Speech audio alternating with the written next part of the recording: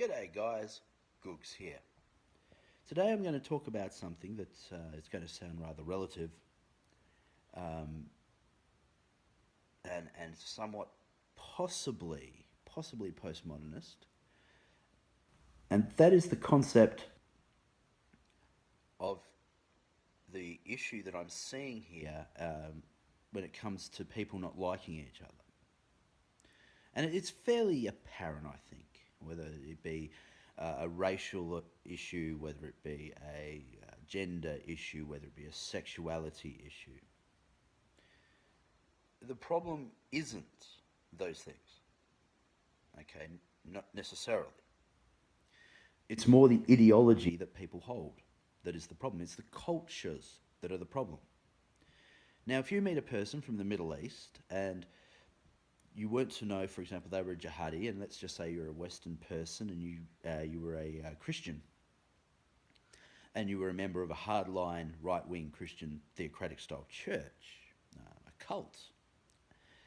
If you were to talk to each other about everything but religion, the chances are that you probably would get along. If you talked about your kids, you talked about your spouse, you talked about the weather, you talked about your favourite movies, your favourite music even. You could share your favourite music because no doubt they have got a different taste in music to yourself. But the second you said, I am a right-wing theocratical Christian who believes that only Christianity should ever be practiced anywhere in the world, and the theocratic style Muslim jihadist says, well, hang on, no, you're the infidel. Because my religion says that the only people who are worthy of pretty much anything are Muslims, and there's your problem. And this happens all the time, and it's really prevalent on social media. And one of the reasons it's really prevalent on social media is you do not see the other person. You are not necessarily seeing a person. You are seeing the idea of a person through the lens of your own biases. And we all have them. I have my own biases. You have your own biases. The problem comes with ideology and the way we perceive ideology. We perceive our own biases through that ideology. So if we take a less extreme example, if you take the average Protestant Christian who just wants to get on with their day and live their lives, and you get your average Muslim person who just wants to do exactly the same thing, and they meet up. And they can even talk about religion and the differences of their religion, and it's going to be fine because they're not so worried about going to hell or killing people or hating each other. They're just going to have a conversation. They may walk away disagreeing, but then again, they might find that they have similar tastes in music, they have similar tastes in movies, they have similar tastes even in politics maybe, okay? And they've got kids and they can talk about the kids, they can talk about the spouses, things that generic that everyone can share, and they will walk away and there won't be a war, there won't be a fight, there won't be an argument about how terrible the world is and how the other person's causing that terror. And once you actually peel back that ideological layer of bias and you start seeing people for being people, which once again, it's very hard to do on social media. If you meet somebody and you start having an argument with that person, and let's just say you've taken the time, you've actually learnt who that person is besides that, and then you have an argument, well, you can still sort of forgive that political point of view because you go, well, I know this person is a good person, I just don't agree with them on politics or religion. And so you can let bygones be bygones. Don't get that on social media. What you get is a tiny snippet of usually an emotive response from somebody who is upset over something offending their ideology. And so therefore, they're going to snap, they're going to react, they're going to be violently angry. Not violent in the sense of, obviously, physical violence, but they're to reword that, an aggressive tone. They're going to be pissed off, they're going to be upset, okay?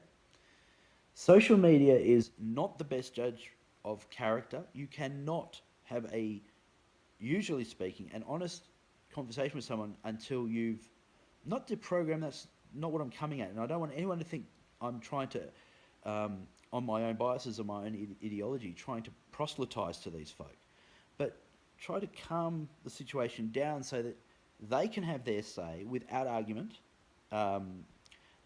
aggressive argument, and you can have your say, and then you can part and go, well, I've learned something, they've learned something, we can now get on with our day and be cool with that.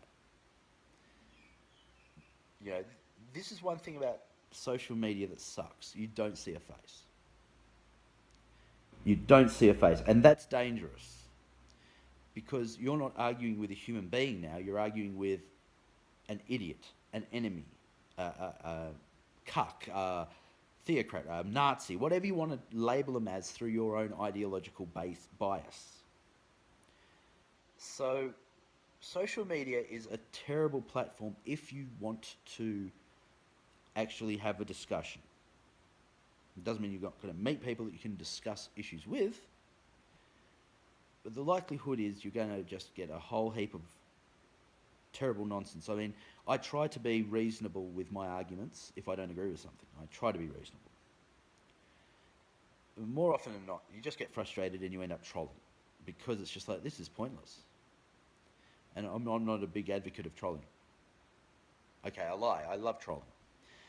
The reason I troll is because, you know, trolling, another word for trolling in real life is being a smartass. And when you've got people just so wound up over something that you could discuss or just agree to disagree on, that you just want to make fun of the whole situation and the people involved.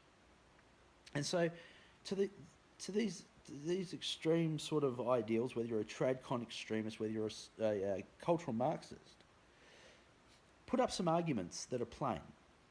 Okay, if you're going to argue, put up some plain arguments. Don't try and put an emotional barb in it. Just be plain. You know, Albert Einstein is quoted, and I'm not going to quote it directly. I'm going to paraphrase it, but it's along the lines of if you can't explain a complex problem in simple terms, then you don't understand the problem that you're trying to describe. So take the time, think about it. If you engage at that level. Not because other people are stupid, but if other people, you can't guarantee that other person isn't upset. Try to engage them at that level. If you're going to leave a comment, but try not to make it inflammatory. Just try to say, hey, this is where I come from on this issue. Okay? It's easier said than done, I understand that. But it's the ideologies that get in our way. There's a certain amount of Aboriginal people who think that the only thing that's important about them is their Aboriginality. And there are a certain amount of white people and Asian people who feel exactly the same about their particular racial distinctions. Are they right? Well, from my point of view, no. You're a human being, you know. But these are important to people, and we must acknowledge that these things are truly important to the people who hold these ideologies.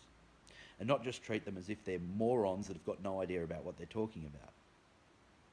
Because, to be quite honest, they're going to view you exactly the same way.